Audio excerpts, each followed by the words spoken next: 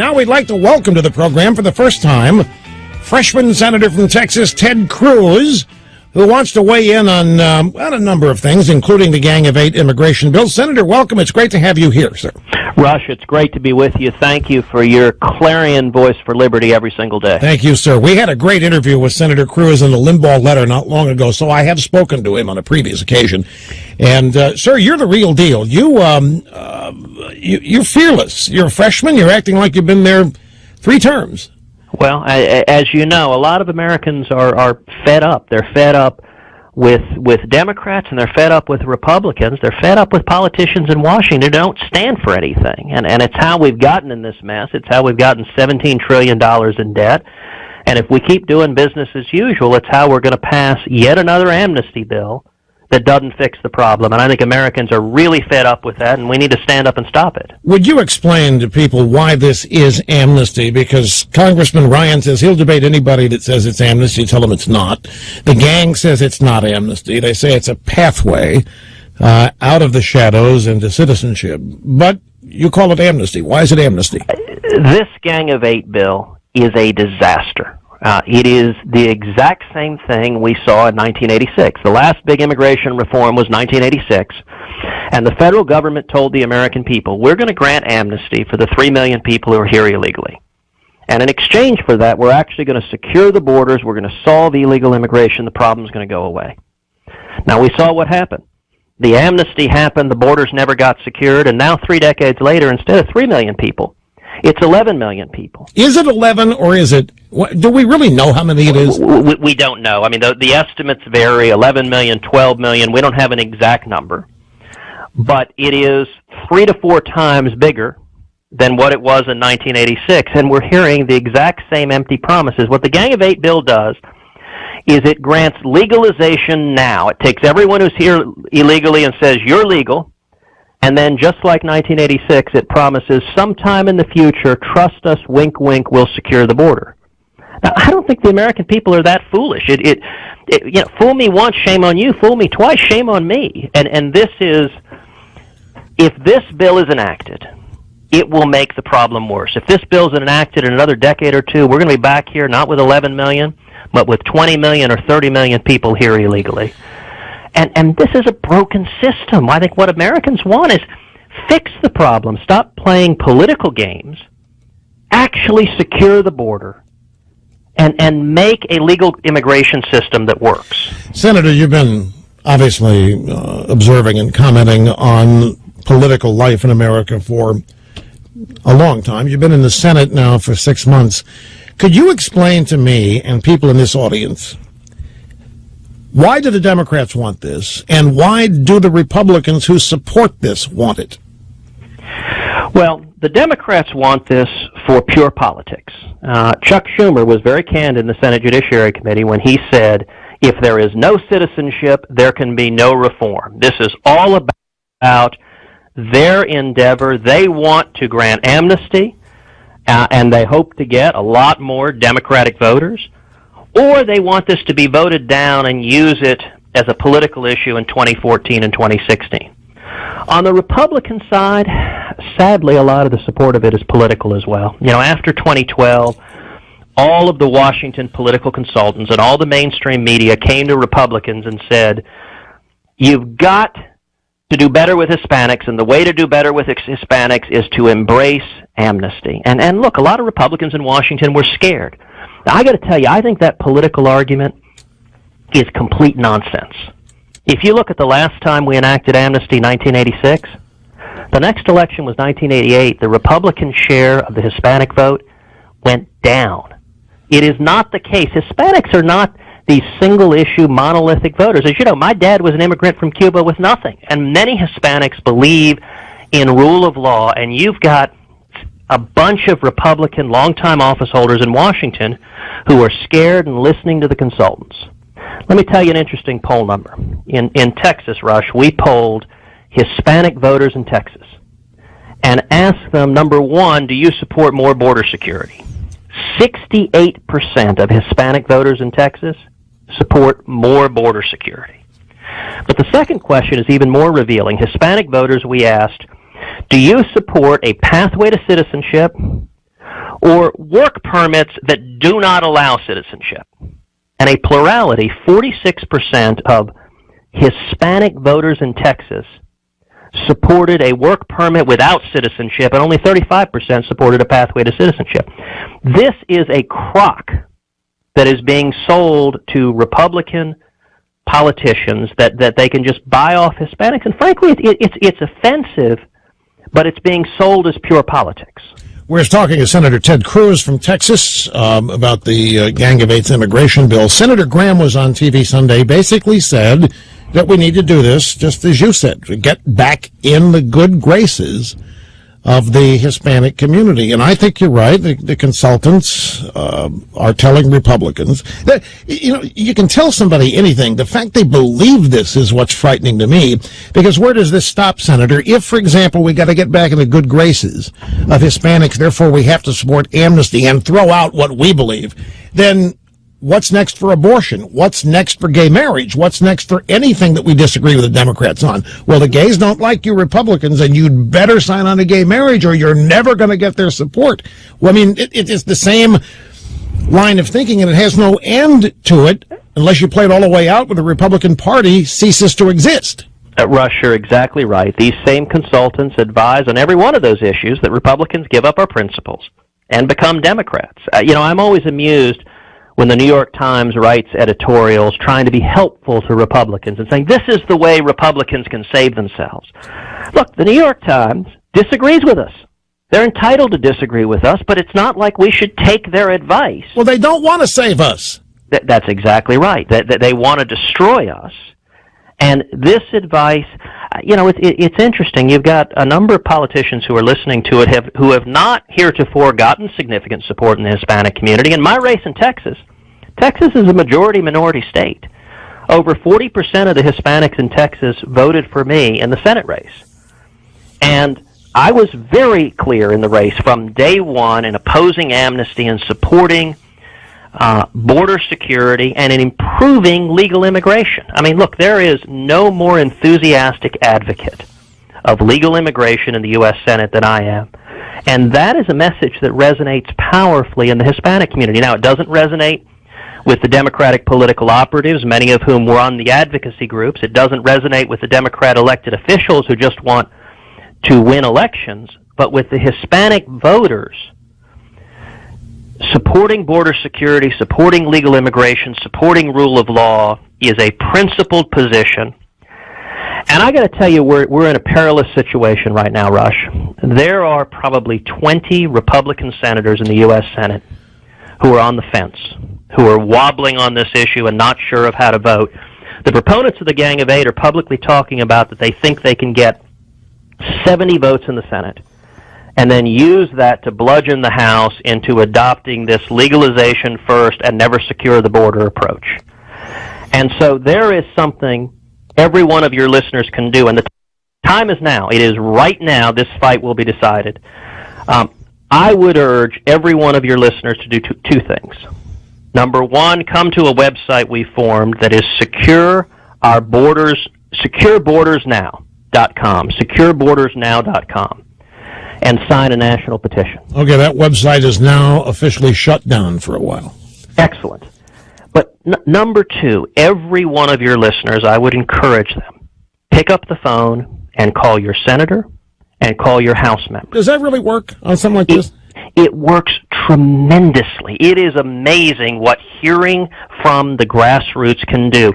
The reason President Obama's gun control proposals were killed, his proposals to undermine the Second Amendment, is because hundreds of thousands of Americans began slamming the phone lines, and all of the senators that were leaning towards support it suddenly said, holy cow, the folks back home don't like this. I mean, Washington, D.C. is a bubble, and there is nothing more powerful than the conservative grassroots when we are engaged and letting our voice be heard. Senator, I've got to take a break, but I know when we talked that we allotted time for you for the first segment, but if you want to continue, we've got time here. I just have to take a brief break. If you do, I'm not trying to pressure you. I don't know what your schedule is, but I would love to get your take on the CBO report on this, if you have time. I am happy to visit further. Okay, we're back with Senator Ted Cruz from Texas. The CBO report, depending on how you look at this, it's either wonderful or disastrous. One contention is that the immigration bill is going to really, really reduce the deficit, Senator, and it's going to really, really cause economic growth with all of these new employees. Then if you look at the numbers they're talking about, by 2033, 46 million illegals that will be granted citizenship. But they're all going to be, are they not? Most of them going to be low-skilled and lower-educated type people? Well, you know, if there's one thing Washington knows how to do, it's come up with bogus cost estimates. I mean, we all remember when Obamacare was passed and we were told it would save money, and we've now discovered that it's going to cost trillions and it's only getting worse. You know, the CBO figures just focus on the immediate short-term impact and not the long-term impact, and they just focus on the federal level. So, for example, the proponents of the Gang of Eight say that no one who is here illegally will be eligible for welfare. In the Judiciary Committee, I submitted an amendment, a very simple amendment, it was just a couple of sentences, that said no one who's here illegally shall be eligible for any means-tested welfare, federal, state, or local. Every Democrat on the committee and the Republican members of the Gang of Eight all voted against it. Yes, exactly. And it was, you know, it's very clarifying. When they go and say there's no welfare, why did they vote against a provision that would make it clear? And there are a couple of reasons. Number one, in any given year, we spend roughly $700 billion in federal welfare payments, roughly $300 billion in state welfare payments. If the Gang of Eight bill is passed, the effect would be to immediately take a very large percentage of those 11 million people here illegally and make them eligible for state and local welfare. I mean, tens of billions, if not hundreds of billions of dollars on the states immediately.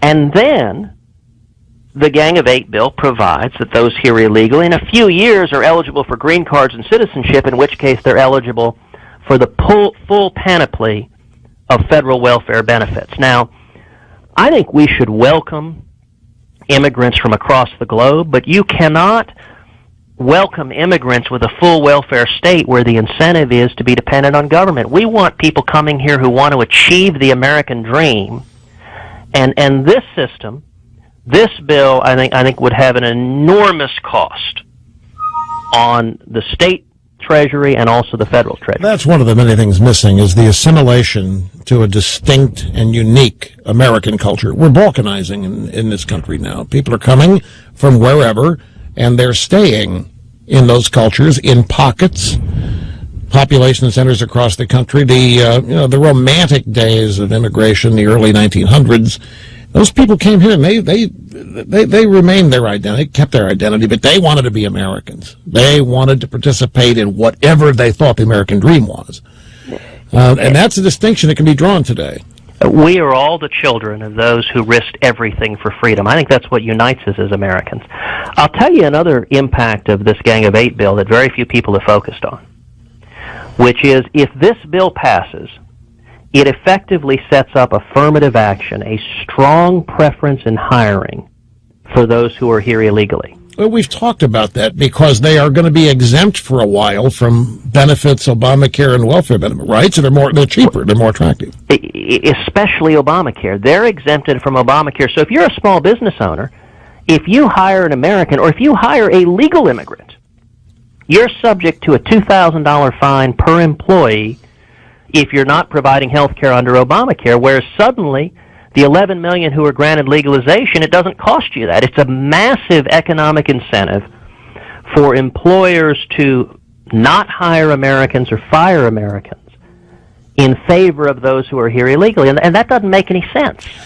Senator, is it true what is said that the people we're talking about now, the 11 million, if the Gang of Eight bill is passed, signed into law, that they won't be able to vote for, 10 or 13 years, whatever? Is that true? Is that what I'm given to understand? They can't vote in addition to everything else?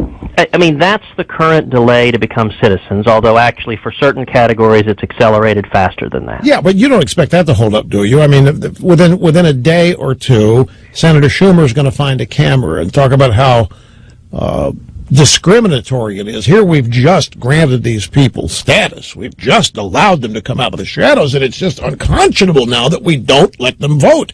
And so a whole new amendment might be made to eliminate the 13 years. It's stuff like that, because I don't blame people who have a cynical view like that.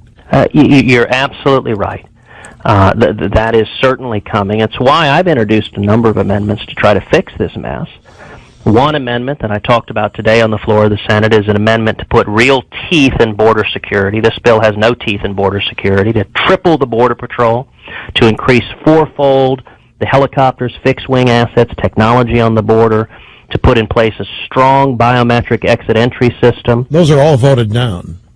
They have been, and critically, the most important piece is to say secure the border first, before any legalization. What this bill gets most fundamentally wrong is it starts with legalization, and then it promises, like Wimpy in Popeye, I'll gladly pay you Tuesday for a hamburger today. It promises border security sometime in the future. And we all know the border security ain't never going to come, but the legalization happens immediately.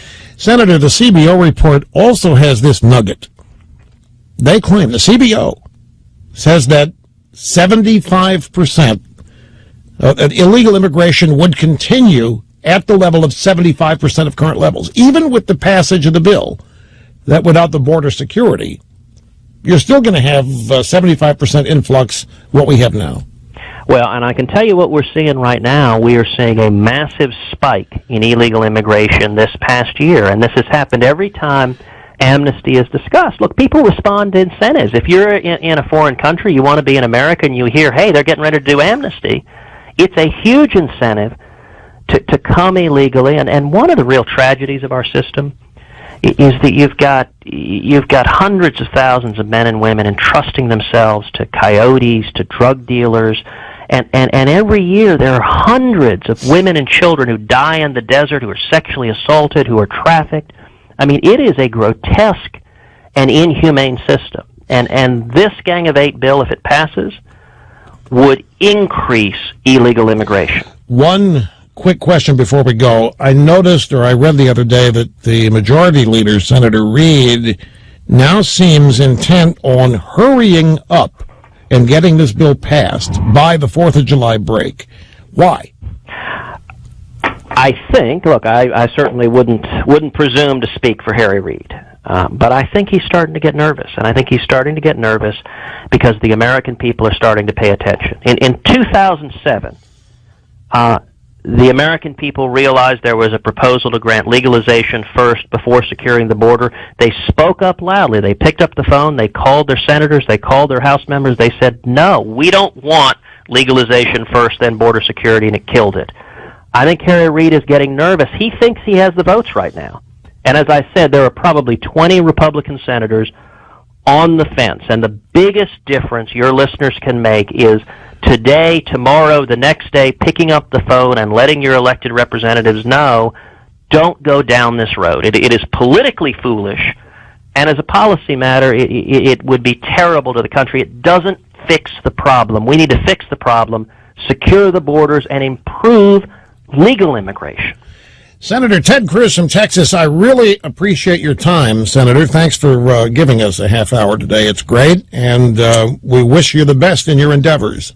God bless you, Rush, and always keep speaking the truth. Just the more rocks they throw at you, the more good you're doing. Thank you, sir. Thank you very much. I appreciate that.